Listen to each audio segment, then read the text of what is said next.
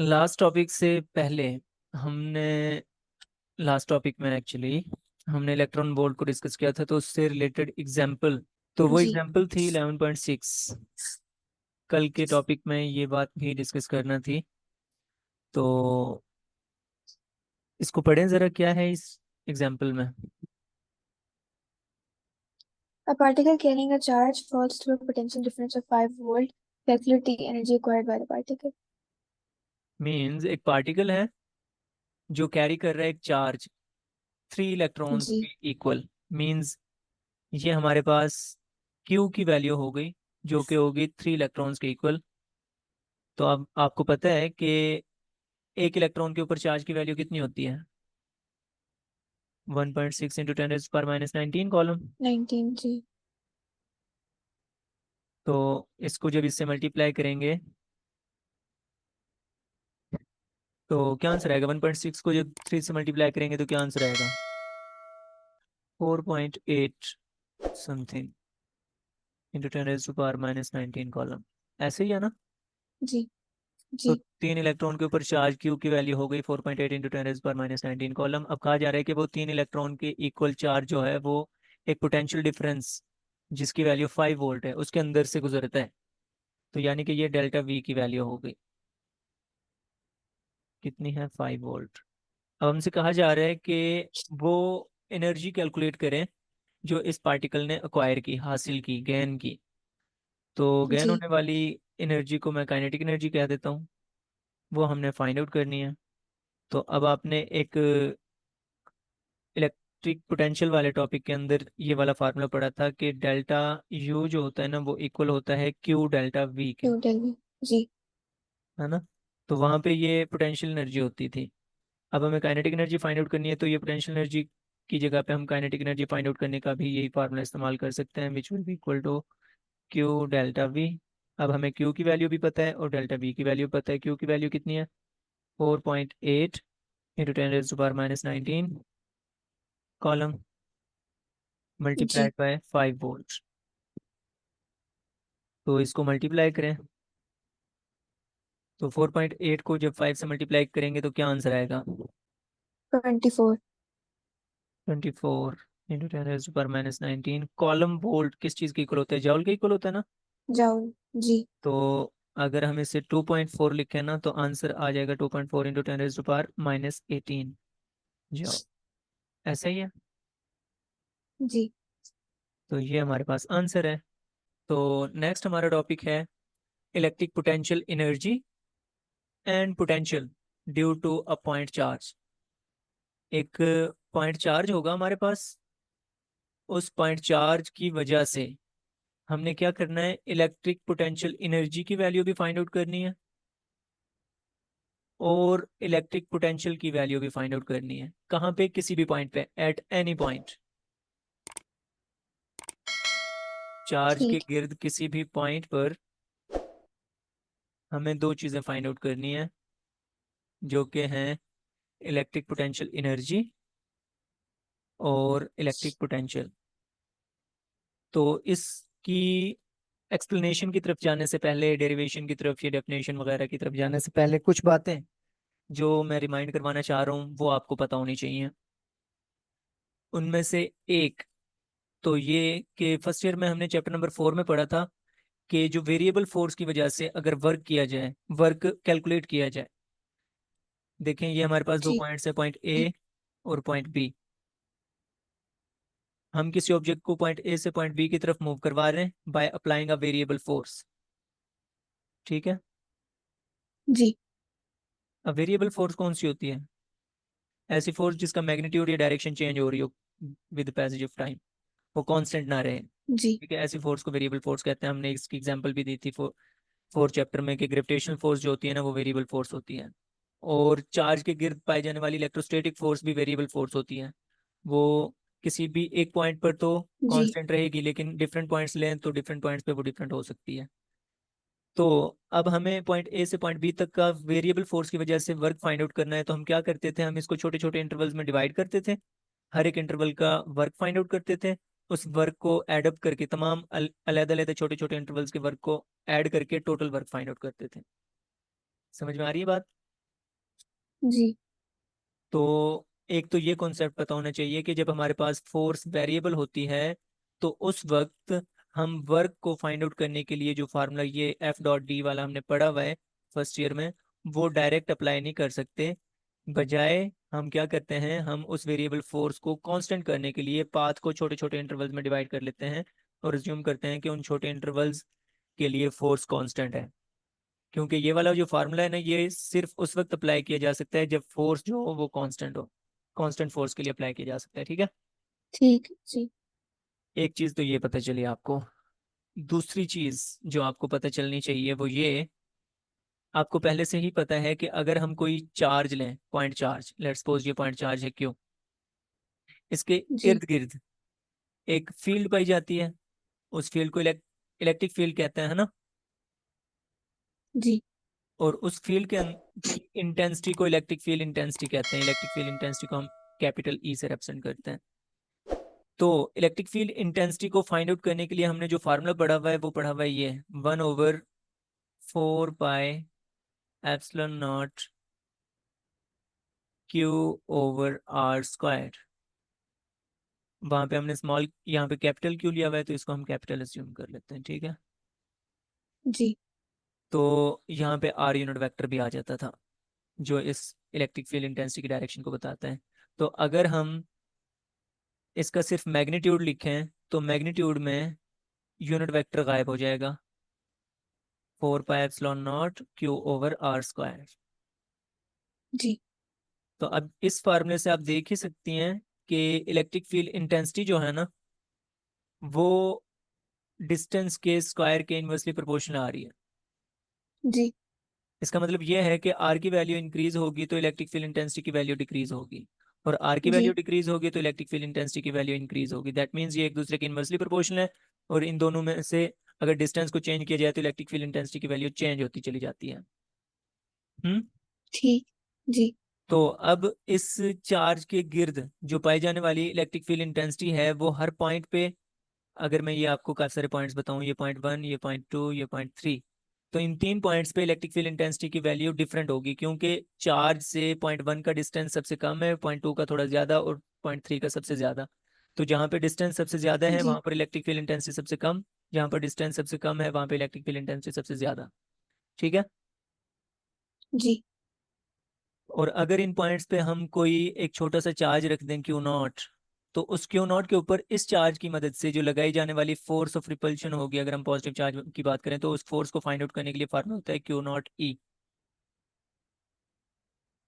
यही फार्मूला होता है ना। जी। तो अब आप देख ही सकते हैं कि जब इलेक्ट्रिक फील्ड इंटेंसिटी एक चार्ज के गिर्द यूनिफॉर्म नहीं है, वेरिएबल है, तो ये वाली फोर्स जो होगी, ये फोर्स भी वेरिएबल होगी ना।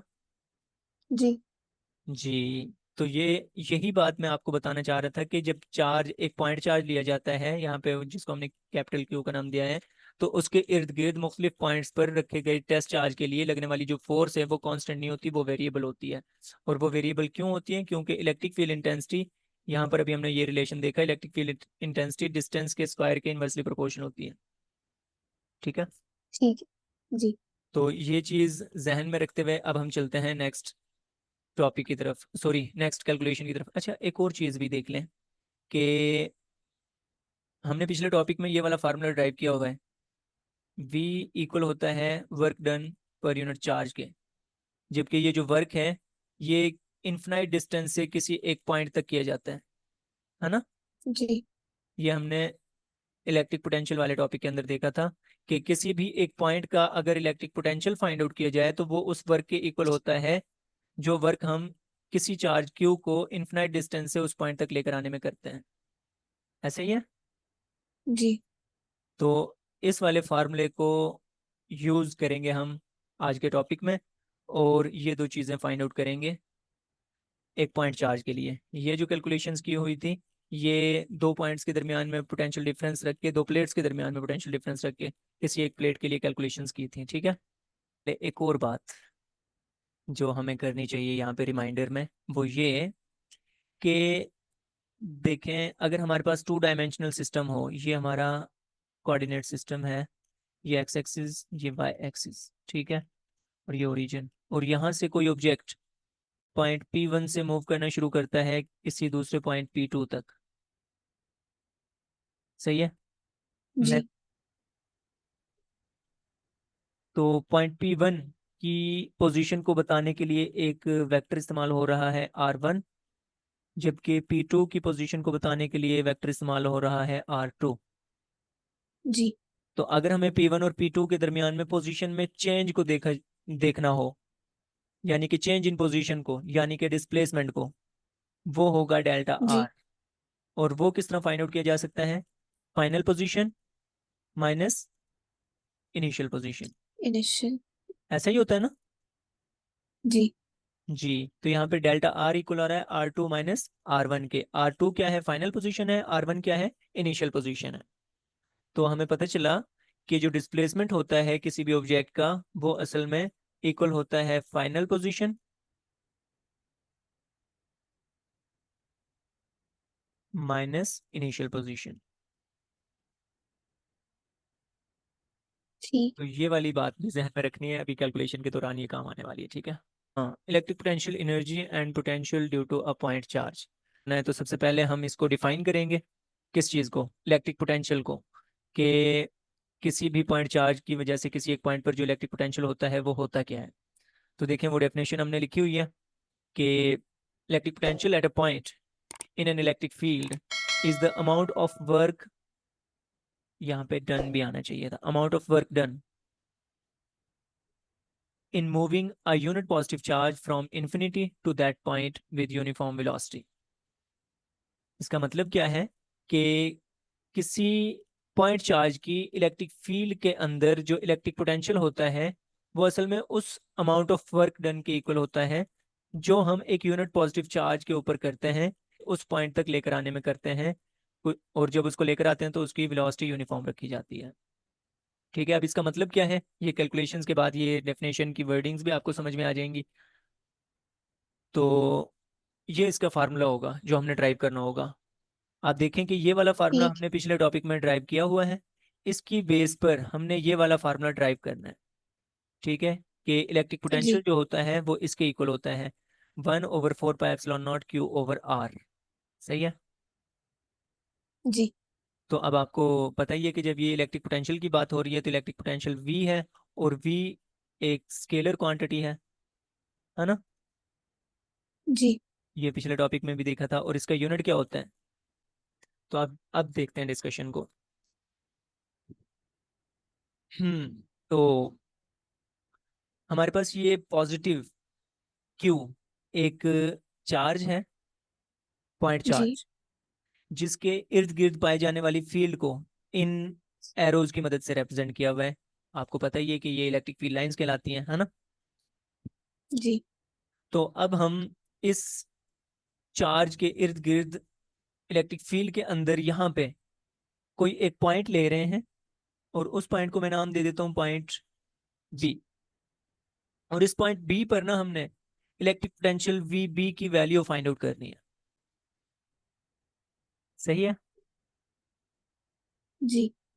तो उसके लिए हमें क्या करना होगा? हमें एक infinite distance per unit positive charge Q रखना होगा, और उस चार्ज को इन्फिनाइट डिस्टेंस से मूव करवा कर लेकर आना होगा अगेंस्ट द फील्ड इस पॉइंट बी तक।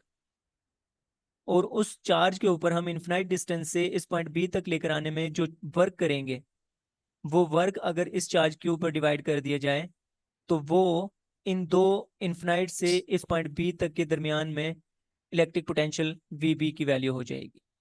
तो इसका मतलब ये हुआ कि हमें इस वर्क को फाइंड आउट करना है इन्फिनाइट से इस पॉइंट बी तक। तो हम जाहिर सी बात है, इन्फिनिटी तो इन्फिनिटी है ना, लामहदूद एक जी। डिस्टेंस है। तो हम उस इन्फिनाइट डिस्टेंस के लिए वर्क को फाइंड आउट करने के लिए पहले क्या करते हैं, हम कोई एक फिनाइट डिस्टेंस ले लेते हैं। लेट्स सपोज ये एक पॉइंट है, पॉइंट ए, जो इन्फिनिटी से पहले है। और उस पॉइंट ए से हम इस चार्ज, जो चार्ज क्यू है, पॉजिटिव टेस्ट चार्ज क्यू, उसको मूव करवाते हैं पॉइंट बी तक। ठीक है। जी। अभी मैंने आपको रिव्यू में बताया कि जो हमारी फील्ड है, उस फील्ड की वजह से इस चार्ज के ऊपर लगने वाली जो फोर्स होगी, आप मुझे बताओ, जब हमने यहाँ पर एक पॉजिटिव टेस्ट चार्ज रख दिया, जब उसको हम पॉइंट ए से पॉइंट बी की तरफ मूव करवाएंगे तो ये जो चार्ज हमने एज्यूम किया हुआ है कैपिटल क्यू, ये उसके ऊपर एक अट्रैक्शन की फोर्स लगाएगा या रिपल्शन की फोर्स लगाएगा? रिपल्जन। रिपल्जन की फोर्स लगाएगा। और उस रिपल्जन की फोर्स को फाइंड आउट करने के लिए फार्मूला जो होगा ना हमारे पास वो होगा ये क्यू ई। अब यहाँ पर जी। क्यू इस टेस्ट चार्ज के ऊपर चार्ज की वैल्यू है, जबकि ई इस पॉइंट चार्ज की इलेक्ट्रिक फील्ड इंटेंसिटी है। जबकि उस इलेक्ट्रिक फील्ड इंटेंसिटी के मैग्नीट्यूड को फाइंड आउट करने के लिए फार्मूला अभी मैंने बताया था आपको, वो होता है क्या, 1/4 pi epsilon naught into Q over R square. ठीक है। ठीक है। जबकि ये भी बताया था कि electric field intensity R square के इन्वर्सली प्रोपोर्शनल है। तो इस जैसे ये कांस्टेंट नहीं है, जब इलेक्ट्रिक फील्ड इंटेंसिटी कांस्टेंट नहीं है तो ये फोर्स भी कांस्टेंट नहीं है। जब ये फोर्स कांस्टेंट नहीं है तो हम पॉइंट ए से पॉइंट बी के दरमियान में डायरेक्ट वर्क का ये वाला फार्मूला अप्लाई नहीं कर सकते, एफ डॉट डी वाला। जी। ऐसे ही है। जी। तो हम क्या करेंगे, हम इस पूरे पॉइंट ए से पॉइंट बी तक के पूरे डिस्टेंस को छोटे छोटे इंटरवल्स में डिवाइड कर रहे हैं। ठीक है, यहाँ पर एक पॉइंट ले रहे हैं, उस पॉइंट को पॉइंट वन का नाम दे रहे हैं। इससे आगे कोई दूसरा पॉइंट ले लेते हैं, पॉइंट टू, इसी तरह पॉइंट थ्री, और सारे डिस्टेंसेस को डिवाइड करेंगे। और यहाँ पर कोई पॉइंट आ जाएगा, वो पॉइंट होगा पॉइंट एन। सही है। और ये पॉइंट पॉइंट पी। अब जो हमारे पास इन तमाम पॉइंट्स के दरमियान का डिस्टेंस है, पॉइंट ए से पॉइंट वन तक का जो छोटा सा डिस्टेंस है, वो असल में रिप्रेजेंट किया जा रहा है डेल्टा आर से। ठीक है। जी। अब जो डेल्टा आर है वो असल में पॉइंट वन से पॉइंट ए से पॉइंट वन तक पोजीशन में चेंज है, क्यू की चेंज इन पोजीशन है। अब जब वो पॉइंट ए से मूव करेगा पॉइंट वन तक तो इनिशियल पोजीशन कौन सी होगी, ए होगी, है ना। जी। और फाइनल पोजीशन क्या होगी, वन। वन। तो अब ये change in position delta R, इसको किस तरह फाइंड आउट किया जाएगा, उसके लिए हम क्या करेंगे, हमारे इस चार्ज क्यू के सेंटर से पॉइंट बी का हम डिस्टेंस अज्यूम कर रहे हैं, वो है आर बी। क्या है। R B. इसी तरह पॉइंट एन का डिस्टेंस कितना होगा, आर एन। Are N. और इसी तरह इस पॉइंट थ्री का डिस्टेंस क्या होगा, R R three. R three. Point two का आर टू, पॉइंट वन का आर वन, है ना। जी। और पॉइंट ए का आर ए। R A. बात समझ में आई ना। जी। ये जो R A, R one, R two, R three, R N, R B, ये सारे इस पॉजिटिव चार्ज क्यू के सेंटर से इन पॉइंट्स के डिस्टेंसेस हैं। ठीक है, ये आप कह लें जी। पोजीशंस हैं। तो initial position A R A है, फाइनल पोजीशन इस छोटे से इंटरवल के लिए आर वन है। तो डेल्टा आर को फाइंड आउट करने का फार्मूला क्या हो जाएगा, R A, sorry R one, ये आर वन यहाँ पे लिख देता हूँ, delta R will be equal to final position R one minus initial position R A. अब देखें, हम पॉइंट ए से वन तक का जो वर्क है ना, उस वर्क को नाम दे रहे हैं work from A to point one, और जी। वो इक्वल होगा एफ डॉट डी के। जबकि एफ जी। डॉट डी को हम F D cos of theta लिख सकते हैं। जी। अब यहाँ पर एफ कौन सी फोर्स है, एफ ये वाली फोर्स है, क्यू फर्स्ट। ई वाली। जी। ठीक है, एफ इज इक्वल टू जी। Q E. जबकि डी कौन सा डिस्टेंस है, ये डिस्प्लेसमेंट है असल में डेल्टा आर, ये डेल्टा आर हो गया। और कॉस थीटा में थीटा कौन सा एंगल है, 90। नहीं 90 क्यों होगा नहीं। बच्चे, देखें पॉइंट ए से पॉइंट वन तक ये डिस्प्लेसमेंट की डायरेक्शन, जबकि इसकी जो रिपल्जन की फोर्स है इसके बिल्कुल अगेंस्ट होगी ना, 180। 180। तो यहाँ पे एंगल थीटा की वैल्यू कितनी पुट की जाएगी, 180 180। डिग्री। तो Q E delta R into -1, cos 180 degree -1 होता है ना। जी। तो ये माइनस क्यू ई की जगह पर उसकी ये वाली वैल्यू पुट कर रहा हूँ मैं, 1/4 pi epsilon naught capital Q over R squared into delta R की ये वाली value R one minus R A, R one minus R A. सही है। जी। ओके। तो अब नेक्स्ट स्टेप में क्या कर रहे हैं, हम इस नेगेटिव साइन को ना इस ब्रैकेट के अंदर मल्टीप्लाई कर रहे हैं और इस क्यू को इस कैपिटल क्यू के जी। साथ लिख रहे हैं। तो ये कुछ इस तरह से हो जाएगा, small Q capital Q divided by 4 pi epsilon naught into ये नेगेटिव साइन इसके साथ मल्टीप्लाई होगा तो ये आर ए पॉजिटिव का हो जाएगा, आर वन नेगेटिव का हो जाएगा। ऐसे ही है। जी। Divided by R squared. यहाँ तक कैलकुलेशंस क्लियर है। जी। Work done in moving the charge from point A to point one, अभी तक ये आ रहा है हमारे पास। ठीक। जी। तो अब ये आर स्क्वायर क्या चीज़ है। अब देखें, आर स्क्वायर असल में इक्वल होगा आर मल्टीप्लाइड बाय आर। अब ये आर क्या चीज़ है, जी। आर इस चार्ज के सेंटर से पॉइंट ए और पॉइंट वन के सेंट्रल पॉइंट का डिस्टेंस है। जी। ठीक है, आर। तो अब हमने इस पॉइंट ए और पॉइंट वन को इतना नज़दीक नज़दीक अज्यूम किया है कि इन दोनों के लिए इलेक्ट्रिक फील्ड इंटेंसिटी की वैल्यू अज्यूम की गई है कांस्टेंट। ठीक है। जी। और ठीक है। जब इलेक्ट्रिक फील्ड इंटेंसिटी कांस्टेंट हुई तो फोर्स कांस्टेंट हुई, जब फोर्स कांस्टेंट हुई तभी हमने ये वाला फार्मूला अप्लाई किया। अगर हम आर ए को देखें ना, वो तकरीबन इक्वल है आर के, और इसी तरह आर वन को जी। देखें वो भी तकरीबन इक्वल है आर के। तो हम यहाँ पर इस आर की जगह पर आर वन पुट कर सकते हैं और इस आर की जगह पर आर ए पुट कर सकते हैं। तो हमें पता चला कि आर स्क्वायर असल में इक्वल हुआ आर वन आर ए के। तो यहाँ आर स्क्वायर की जगह पे क्या पुट करेंगे। R1 RA। हाँ,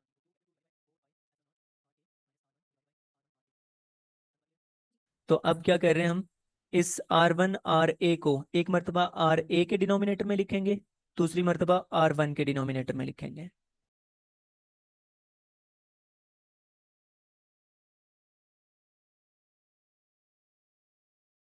इधर देखें, ये आर ए कैंसिल हुआ आर ए के साथ, यहाँ पे आर वन कैंसिल हुआ आर वन के साथ।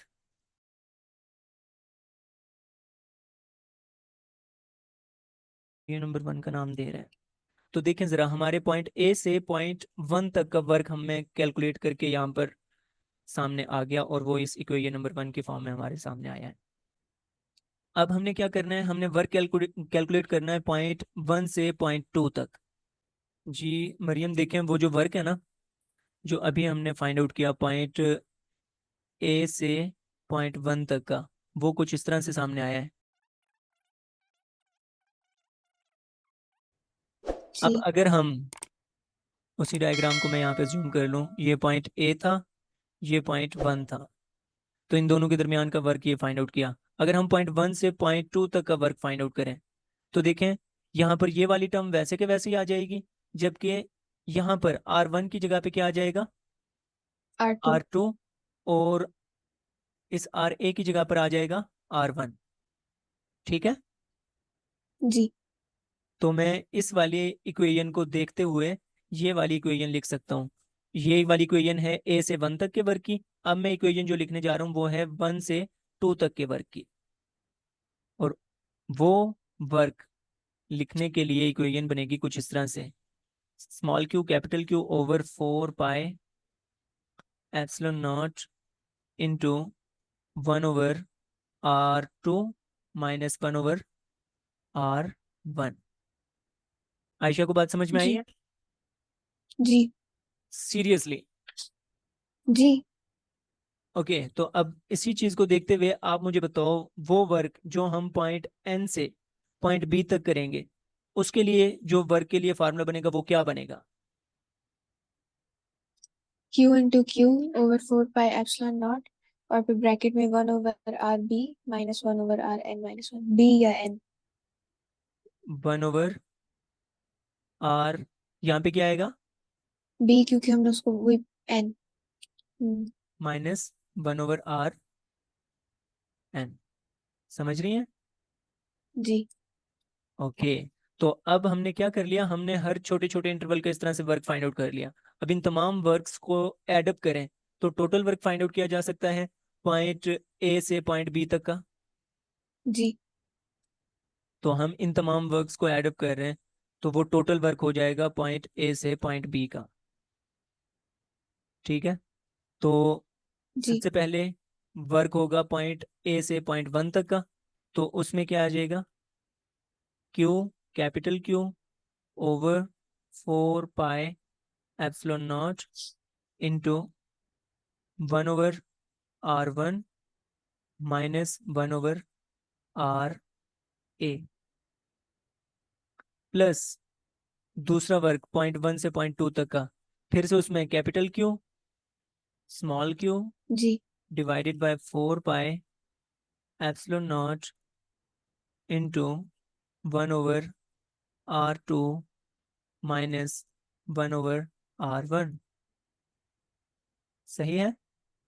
प्लस जी 3 का भी लिखा जा सकता है, यहाँ पे 4 का भी लिखा जा सकता है, हम लास्ट का लिख रहे हैं जो वर्क है एन से बी तक का। उसको लिखने के लिए भी देखें, small Q capital Q divided by 4 pi epsilon naught into 1/r B minus 1/r N. तो अभी में देखें सब में कॉमन क्या चीज आ रही है, ये small Q capital Q 4 pi epsilon not, ये सारा कॉमन आ रहा है ना सब में, जी तो हम उसको कॉमन लेकर लिख सकते हैं। जी small Q capital Q over 4 pi epsilon naught को हमने लिख दिया कॉमन, के capital Q small Q over 4 pi epsilon naught common आ रहा है, तो हमने उसको कॉमन लेकर लिख दिया यहाँ पे। ठीक है।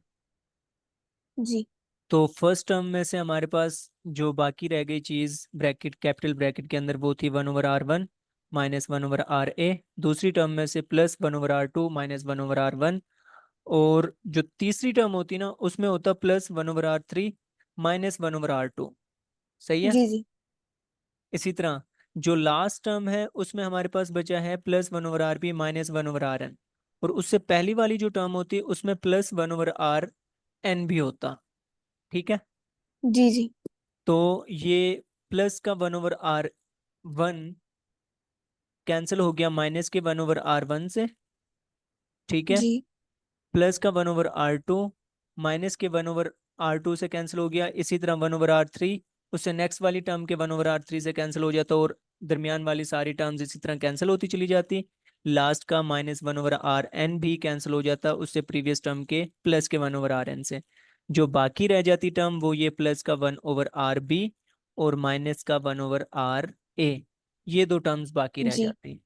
तो हमारे पास work total from point A to point B हासिल होता, वो कुछ इस तरह से होता, small Q capital Q over 4 pi epsilon naught, और ब्रैकेट में बाकी क्या रह जाता, 1/r बी माइनस 1/r